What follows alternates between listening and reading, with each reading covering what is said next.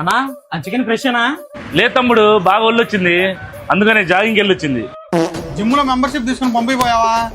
మా కోడికి కొంచెం సిగ్గెత్తులే, వెళ్ళదు. అమ్మా ఇక్కడ ఎటకారం ఒకటేనా, చికెన్ కూడా దొరికిద్దా? కావాల్సినంత ఉంది, నీకెంత కావాలి? ఎంతరా చికెన్? అది నాన్న ఇంటికి బంధువులు వస్తున్నట్టు చికెన్ తెమ్మన్నాడు మావా. ఎంత తేవాలో చెప్పలేదు. ఎంతో తెలుసుకోకుండా ఎలా వచ్చావరా?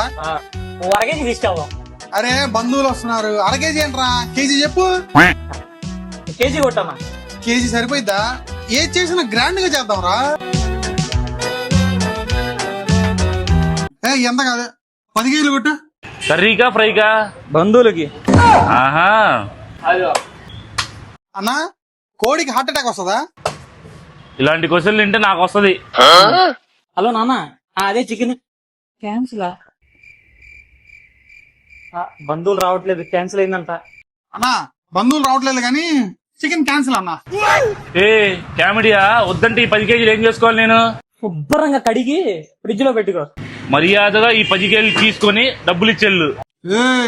A few inches later. అన్నా మా నాన్న చికెన్ తెమ్మన్నాడు అన్న. ఎంతంటే ఇంటి నుంచి వచ్చేటప్పుడు ఎంత చికెన్ కావాలో తెలుసుకుంటారంట్రా, చేతులు పోతున్నాయిరా.